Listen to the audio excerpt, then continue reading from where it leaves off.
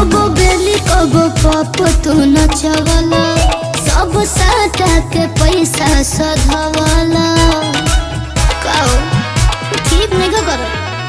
ओ कबो बेली कबो पप तू नचवला सब साटा के पैसा सधवला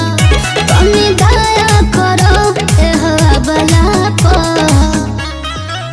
तो होई जाई बवाल तोरा भागल हप कहे बड़े खिसियाती रे पागल हप अब ठुमका हो अब ठुमका लगाओ चल तबला पे ठुमका लगाओ चल तबला ले जाए दिना ठुमका लगाओ चल तबला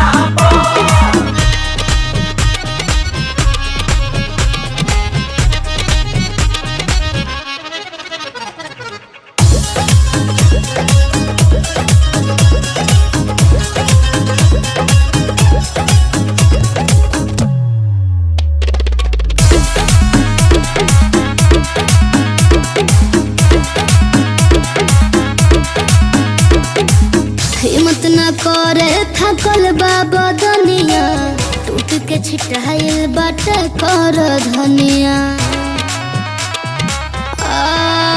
अलग दागे कमरिया हिदावत रहम सब लोगवन के मन बहलावत रहम आँख मार जिया झरे हवा गला पर तो होई जाई बवाल तोरा भागल हप कहे बड़े खिसियाती है पागल हप अब ठुमका लगाओ चल तबला पर ठुमका लगाओ चल तबला पर ठुमका लगाओ चल तबला पर